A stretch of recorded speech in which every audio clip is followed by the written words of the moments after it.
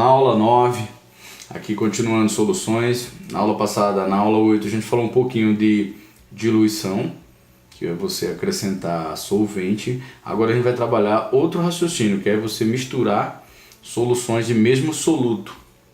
Então, eu vou fazer aqui mais ou menos um esqueminha de como seria.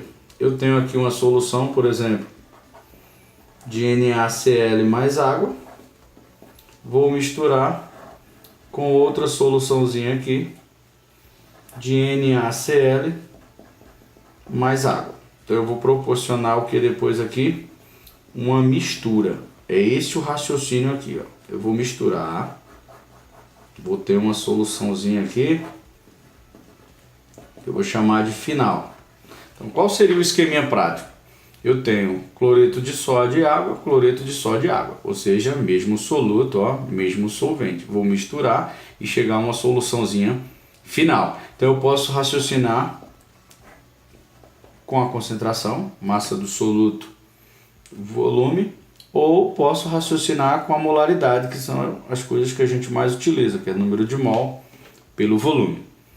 Aqui, se eu calcular a massa do soluto, é só multiplicar a concentração vezes o volume, né? Fazendo meio pelos extremos.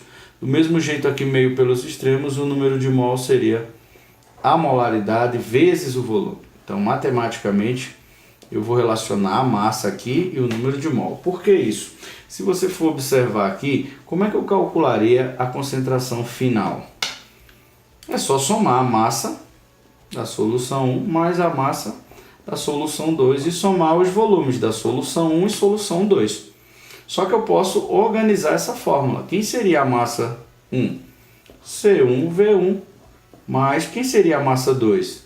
Ó, C2V2, porque quem seria a massa? A concentração vezes o volume, só fiz substituir. V1 mais V2. Com essa expressão matemática, eu consigo calcular aí a concentração final.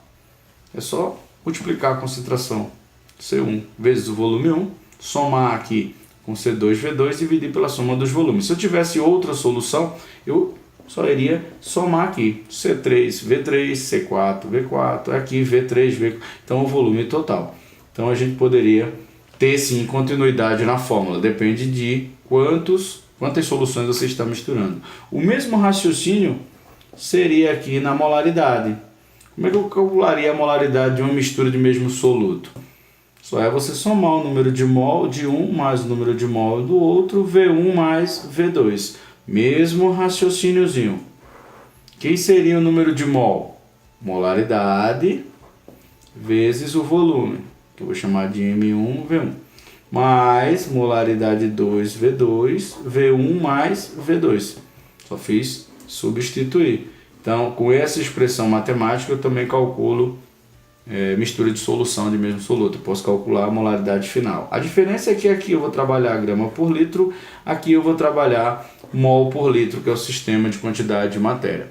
Ok, pessoal? Então fica essa dica importantíssima aí para que o aluno tenha em mente esse raciocínio. Ok? Até a próxima.